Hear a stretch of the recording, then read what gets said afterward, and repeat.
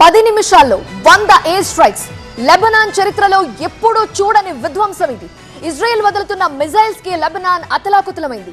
వందల మంది చనిపోయినట్లుగా రిపోర్ట్స్ వస్తున్నాయి. ఓవైపు ఇరాన్ తో శాంతి చర్చలు, ఇంకోవైపు లెబనాన్ తో యుద్ధ ప్రకంపనలు. ఎందుకు ఇలా జరుగుతోంది? లెబనాన్ ఇజ్రాయెల్ మధ్య పీస్ఫుల్ చర్చలు ఎందుకు జరగటం లేదు?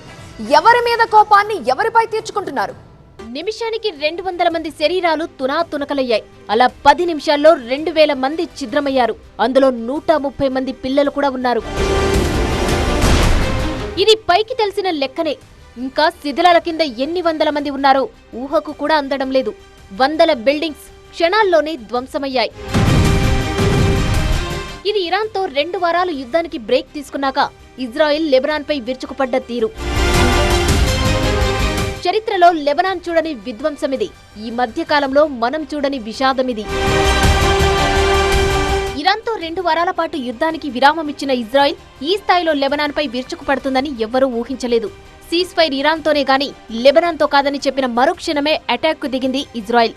ముఖ్యంగా లెబనాన్ రాజధాని బీరూట్ పక్క నగరాలు, దక్షిణ లెబనాన్, తూర్పు బెకా వ్యాలీ ప్రాంతాల్లో లక్ష్యంగా టెల్ అవీవ్ దాడులకు తెగబడింది. మిస్సైల్ కురిసిన ప్రాంతాలన్నీ హెజ్బుల్లా ప్రభావం బలంగా ఉన్న ఏరియాలే. హెజ్బుల్లా కమాండ్ సెంటర్లు, మిలిటరీ ఇన్ఫ్రాస్ట్రక్చర్ ను పూర్తిగా నాశనం చేశాకే లెబనాన్ పై దాడులు ఆగుతాయని ఇజ్రాయెల్ ఇప్పటికే స్పష్టం చేసింది.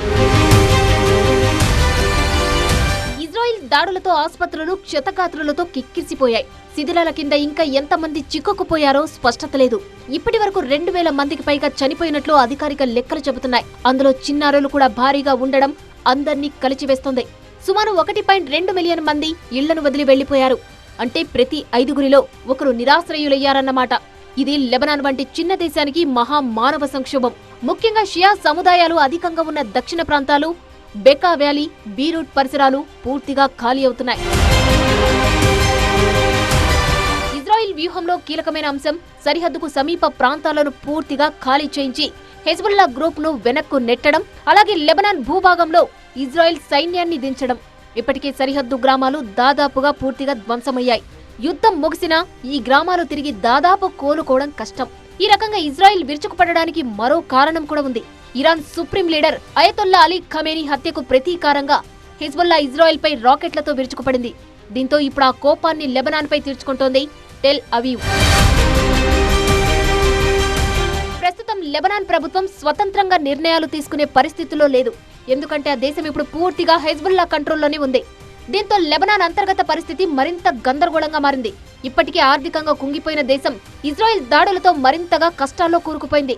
పాఠశాలలు నిరాశ్రయులకు శరణాలయాలుగా మారిపోయాయి. పబ్లిక్ ప్రదేశాల్లో వాహనాల్లో నివసించే పరిస్థితి వచ్చింది. హెజ్బుల్లాపై లెబనాన్లో కొన్ని వర్గాల నుంచి తీవ్ర వ్యతిరేకత వస్తుంది. దేశాన్ని అనవసరంగా యుద్ధంలోకి లాగిందని, ఇరాన్ ప్రయోజనాల కోసమే పనిచేస్తోందని మండిపడుతున్నారు. అయినప్పటికీ షియా గ్రూపులు ఇప్పటికే హెజ్బుల్లాకే మద్దతిస్తున్నాయి. ఈ నేపథ్యంలో ఆ దేశ రాజకీయ వ్యవస్థ మరింత బలహీనపడింది. మరోవైపు లెబనాన్ పై దాడులు జరిగితే తాము టెల్ అవీవ్ ను టార్గెట్ చేస్తామని ఇరాన్ హెచ్చరిస్తున్నా ఇజ్రాయెల్ తగ్గడం లేదు. ఈ పరిస్థితుల్లో ఒకవేళ ఇరాన్ ఇజ్రాయెల్ పై దాడికి దిగితే పరిస్థితి మళ్లీ మొదటికొచ్చే ప్రమాదం ఉంది. 2 వారాల సీజ్ ఫైర్ కు బ్రేక్ పడే అవకాశం ఉంది. మరి ఏం జరుగుతుందోనన్న ఉత్కంఠతో, భయంతో బిక్కుబిక్కుమంటూ కాలం గడుపుతున్నాయి మిడిల్ ఈస్ట్ దేశాలు.